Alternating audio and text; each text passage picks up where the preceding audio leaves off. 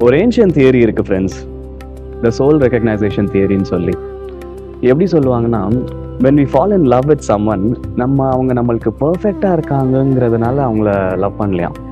நம்ம அவங்க மேலே லவ்வில் விழுந்ததே வந்து நம்ம சோல் வந்து அவங்கள ஆல்ரெடி ரெகக்னைஸ் பண்ணி வச்சிருக்கிறதுனால தானே.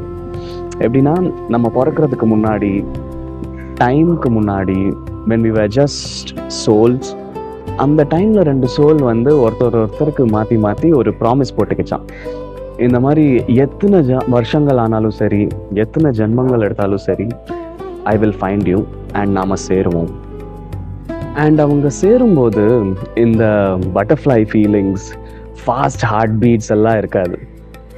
எப்படி இருக்கும்னா, ரொம்ப நாளாக நம்ம உடம்புலேருந்து ஒரு பார்ட் மிஸ்ஸிங்கிற மாதிரி, அண்ட் ஃபைனலி இப்போ அந்த பார்ட் நம்ம உடம்புல வந்து திரும்ப சேர்ந்துருச்சுங்கிற மாதிரி அவ்வளோ பீஸ்ஃபுல்லாக ஃபீல் ஆகும்.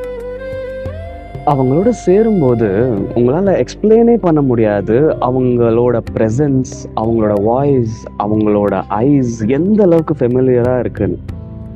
அண்டு அவங்க பிரியும்போது அவங்க பிரிவுக்கான வலி மட்டும் இருக்காது friends. It will feel like your whole soul is missing a part from it. Maybe அவங்கள நீங்கள் இந்த லைஃப்பில் மட்டும் பார்க்கல, ஜென்மமாக அவங்க கூட சேர்ந்துட்டு இருக்கீங்கிறதுனாலே வேணும்.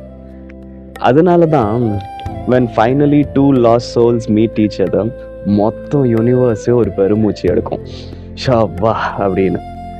நாட் பிகாஸ் அவங்க ஃபைனலி மீட் பண்ணிட்டாங்க and the story is about to end, but because அவங்க ஃபைனலி சேர்ந்துட்டாங்க and a new chapter is about to begin in their lives.